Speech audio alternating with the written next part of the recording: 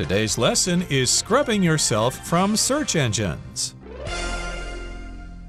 Hi, everybody. I'm Roger. Hello, I'm Kiki. And today we're going to continue talking about our article entitled Scrubbing Yourself from Search Engines. Now, remember, we all have a presence on the internet if we are active in social media and things like that. But sometimes we don't want that information to stay out there, especially if it's questionable information, some compromising photos or some unflattering things you said in the past. Maybe you'd like to remove that stuff from the internet so people cannot use it against you in the future. Right, and especially in this digital age, people are exposed to the internet at a younger age or at an earlier start. So a lot of young people start documenting their daily lives that they do, maybe at school or silly things that they may have done. And this stuff stays on the internet for many, many years. And sometimes it affects them when they look for jobs or when they apply for jobs in the future. Exactly. So I'd like to think that I don't really have a strong presence on the internet, but you never know. There are some very talented hackers out there who might find some unflattering information about me in the future. So that's why it might be important for me to understand how to scrub myself from search engines. Let's find out what this is all about. Let's learn some more about this particular topic in today's lesson. Let's listen to the first part, and then we'll come right back. Although one can clearly see how the right to be forgotten can benefit an individual, several persuasive arguments can also be made against it.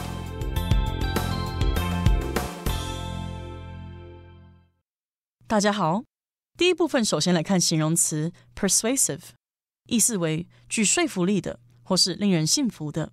例如 The speaker gave a persuasive speech about recycling.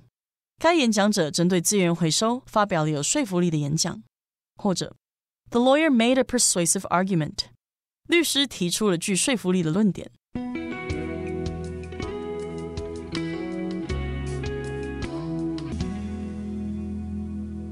Okay, here in the first part of today's lesson, it's a pretty short sentence here, but it does introduce us to today's topic. It says, although one can clearly see how the right to be forgotten can benefit an individual, several persuasive arguments can also be made against it. So it does seem reasonable that you should be able to remove any information about yourself that you want to from the internet, but it could be argued that not having that right is actually beneficial. We've got some rather persuasive arguments made against it. So here we have the word persuasive. When you are good at persuading somebody, you're trying to make somebody believe that they should do something else or something else would be the better choice. So for example, you might use some certain reasonings to try to convince somebody to do something. So you're trying to use different examples to get somebody on your side. So in this case, there are some persuasive arguments. So there are some good arguments about not allowing people to remove certain things from the internet. So I can understand how that could also be a bad thing if you allow people to remove everything. So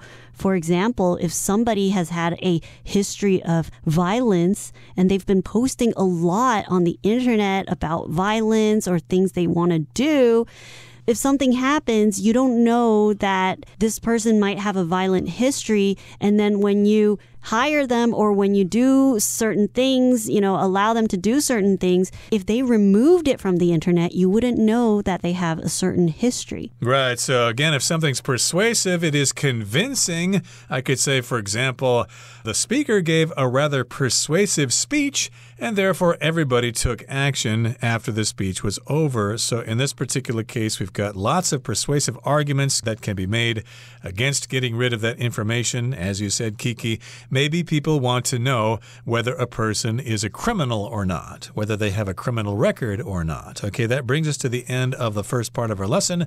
Let's listen to the second part now. Ooh, it's quite long, so please be patient and listen carefully. Critics argue that the right might negatively affect the equally important right to free speech. and the public's right to access information. Another major criticism concerns the lack of transparency in how search engines decide which content should be removed. Since search engines like Google may not be obligated to provide explanations for their removal decisions, individuals may struggle to comprehend why removal requests are either accepted or denied, leading to a lack of trust in the process. Moreover, the enforcement of this right can vary across different countries and regions, making it challenging for multinational corporations like Google and Facebook to apply it consistently worldwide.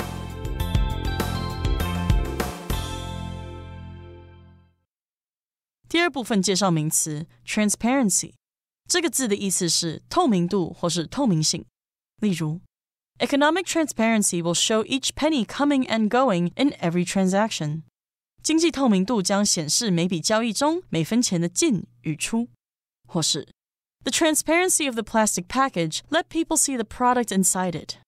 塑胶包装的透明特性让人们可以看见里面的产品。接下来看到动词 comprehend， 意思为理解或是领悟。例如 I cannot comprehend why some people really love to watch violent films.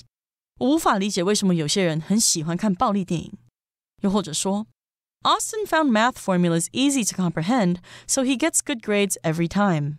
Austin 觉得数学公式很容易理解，所以他每次都考高分。下一个是 enforcement， 这个名词有强制执行或是实施的意思。可以说 The police in this town are very serious about the enforcement of traffic laws. 这个镇上的警察对于执行交通法规非常认真。又或者说 Enforcement of the school dress code is carried out by the teachers. 学校的服装规范由老师们实施。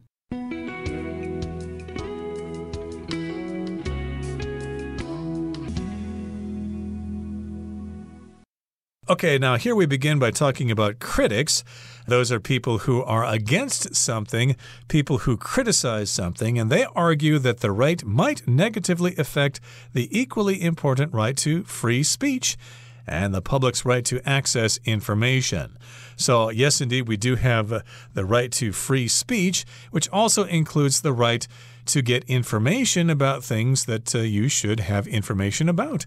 So again, we gave the example of somebody maybe having a criminal record, and if they are able to erase that record from the internet, then we might be harmed by them in the future. Another major criticism concerns the lack of transparency in how search engines decide which content should be removed. So here we have the word transparency. Of course, when we think of something being transparent, it's something that you can see through or look through. So you have a glass or a window that is transparent because you can see through it. But in this case, transparency is talking about the quality of being open to public scrutiny. So when something is available or when some information is shared to the public or shared with a group of people, when it's transparent, sometimes people might agree or disagree with a certain topic or a content. So the transparency of something is very important because it allows people to have knowledge of a certain topic or certain information. Yeah, a company or a government or an individual is not trying to hide something when they have transparency. You can check them out. You can get information readily about them. Like, of course, we always want our government to be transparent. We want to be able to know what they're doing, because if they don't have transparency, they may be corrupt and doing things they're not supposed to be doing. So, yes, indeed, some people are concerned that there would be a lack of transparency in how these search engines decide which content should be removed.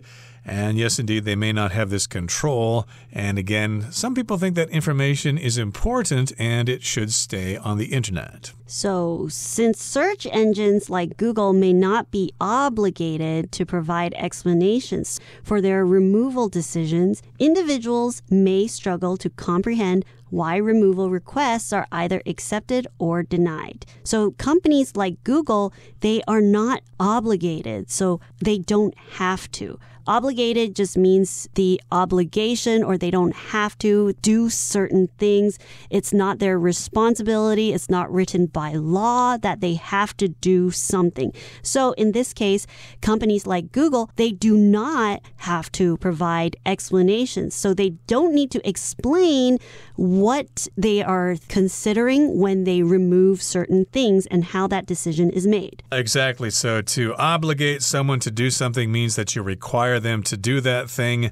Maybe, for example, your boss orders you to attend the weya on Saturday, but you might think, hey, I'm not obligated to go to the weya on Saturday. I have something else planned. But maybe it's in your contract, and if you don't go, you might get fired. So be careful there. And Google may not be obligated to provide explanations for their removal decisions. They don't have to say why they did something. And individuals or regular people may struggle to understand or comprehend why removal requests are either accepted or denied, leading to a lack of trust in the process. So here to comprehend just means to understand something. And yes, people may not understand why these requests were accepted or denied because Google does not really need to provide explanations on why they removed stuff. Moreover, the enforcement of this right can vary across different countries and regions. So when you are enforcing something, it is the process of making people obey a rule or a law that is in particular to a certain situation. So in this case, the enforcement would be to make a company decide whether or not they have to tell people how they're making these decisions of removing things. So in this case, they are trying to enforce these laws, but there are so many different countries and regions making it very hard for companies to make decisions. Exactly. So to enforce something just means to make somebody obey something, like the police enforce the laws, and enforcement is the noun form. So, of course, I could say many people complain about the lack of enforcement of traffic rules. It seems that people can do whatever they want on the roads and not get punished for it. But yes, indeed, the enforcement of this right can be different in different countries and in different regions, and that makes it challenging for these multinational corporations like Google and Facebook to apply it consistently worldwide. So if you're multinational, of course, you are conducting business in more than one country. You're all over the world, and a corporation is like a really big company. And of course, we've got Google and Facebook. They are big corporations, as is Amazon and other companies as well. So, yeah, it's hard to apply these rules to everybody worldwide or all over the world because, laws and conditions are different in different places. So it's very hard for companies to decide what is their standard or what is their way of making these decisions and how they can enforce it. And it's also hard when individuals approach these companies because the laws can be different in different countries. All right, that takes us to the end of part 2. Let's listen to part 3. Clearly, while the right to be forgotten offers important privacy protections, it also has potential downsides. The debate over the right thus remains fierce and ongoing. Hopefully, however, we can look forward to a future when the right to be forgotten is able to exist universally and in harmony with other important human rights.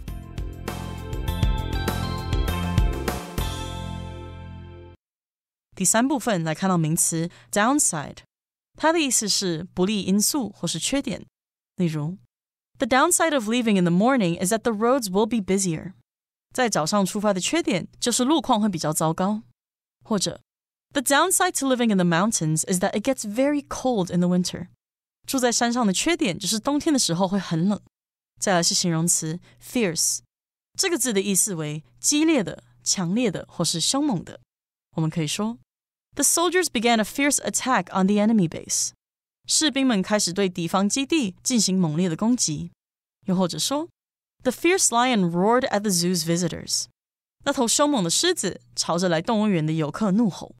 最后，我们看到名词 harmony， 它是和谐、协调或是和睦、融洽的意思。例如 Many people believe that cats and dogs cannot live in harmony. 很多人相信猫和狗不能和谐相处。再看一个例句 ：The people in the office worked in harmony with each other. 办公室的人彼此和睦的工作。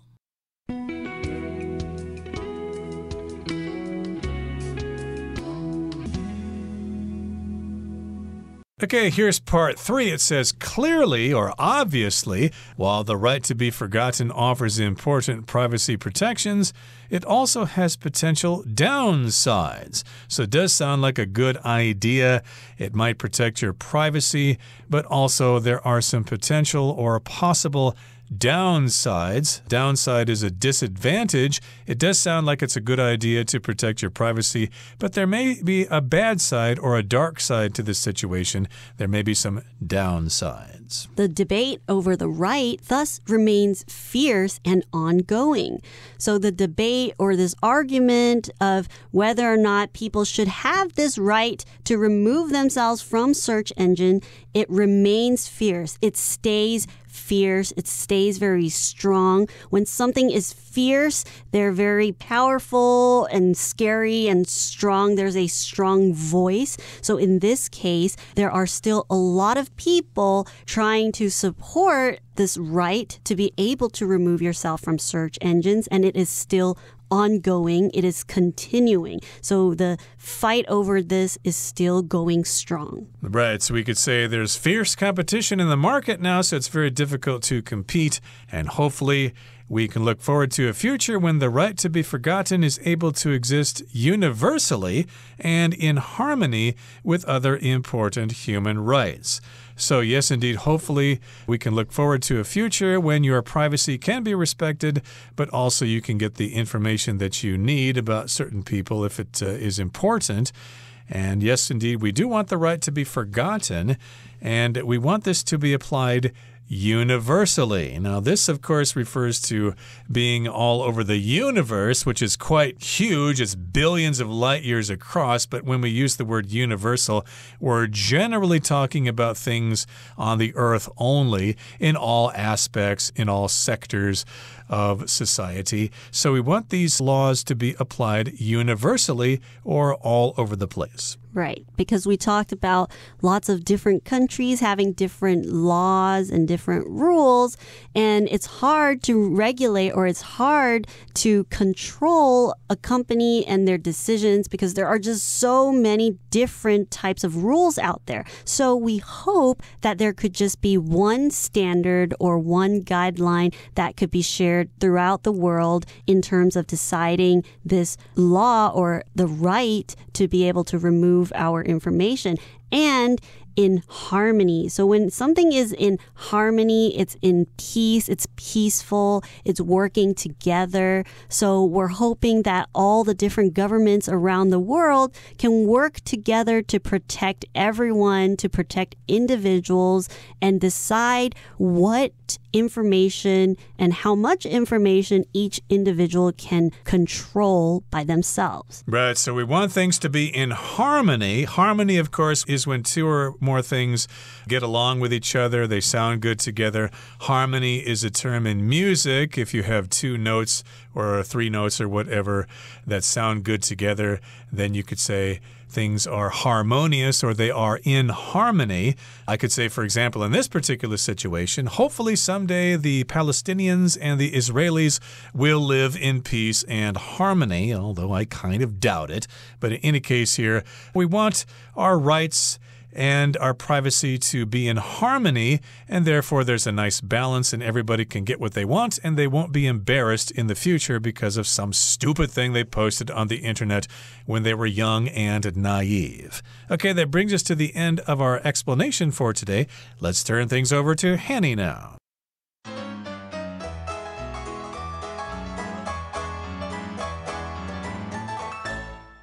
各位同学大家好，我是 Hanny。 我们来看今天的文法重点。课文第二部分提到，由于 Google 等等的搜寻引擎可能没有义务对其删除决定提供解释，因此个人可能难以理解为什么删除请求被接受或是被拒绝。那么文中是用动词 comprehend 来表达理解领悟。我们来学习它的字首字根。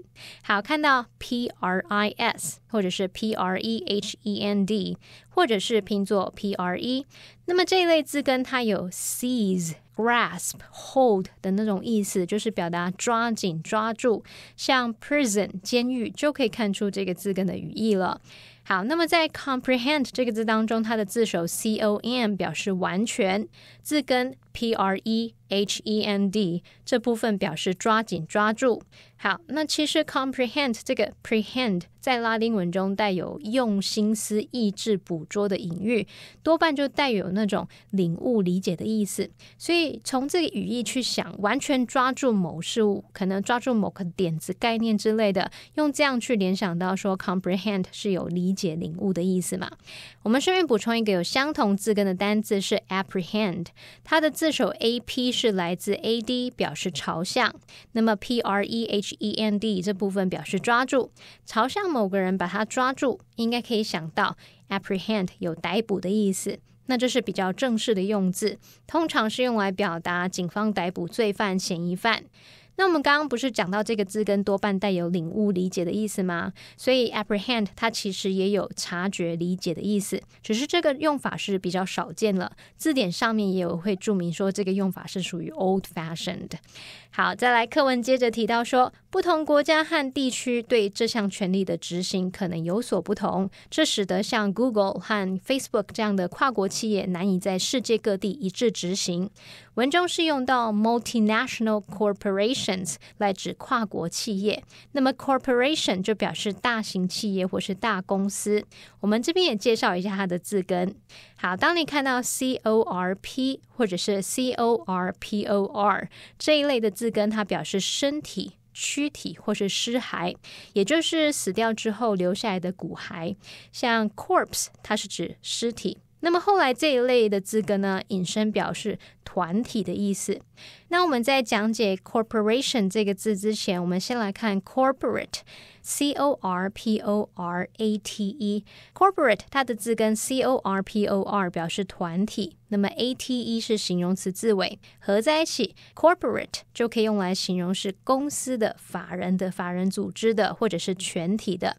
现在啊，我们把这个字尾 ATE 改成名词字尾 ATION， 就会变成名词 corporation， 那它就是表达大公司、大企业了。好，这边也补充一个有相同字根的单字是 incorporate， 它的字首 IN 表示进入，那么字根 CORPOR 表示群体，那么 ATE 是动词字尾。那同学们可以试着想，进入一个团体、群体，那就表示被纳入其中了。用这样的方式去联想说 incorporate 它是表达把什么合并、使并入，或者是有包含的意思。好，那以上是今天重点整理，我们来回顾今天的单字吧。 Persuasive. Cynthia's persuasive arguments soon led Jill to agree with her point of view. Comprehend. Marcus struggled to comprehend the complex math problem. Enforcement. The school has not been consistent in its enforcement of the new dress code. Corporation. With billions of dollars in sales, the computer maker is one of the world's biggest corporations. Fierce. Hector's fierce determination has enabled him to succeed in spite of various challenges. Universally. Kindness is universally recognized as a positive personal quality. Harmony. The people of the village lived in harmony with the natural environment of the valley.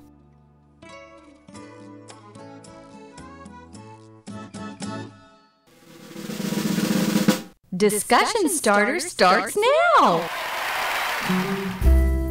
Here's our discussion starter for today. The question is, do you generally agree that individuals should have a right to be forgotten online? Why or why not?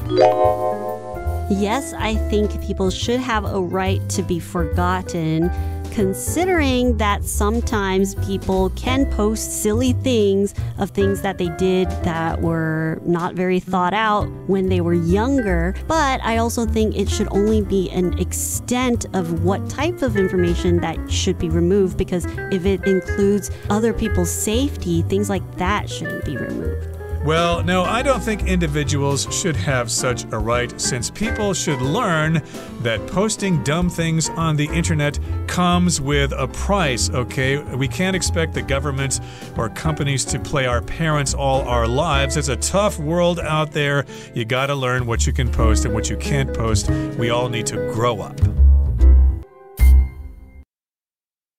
Well, everyone, today's article has come to an end, and I sure hope you enjoy reading along with us. I am Kiki. I am Roger. See you next time.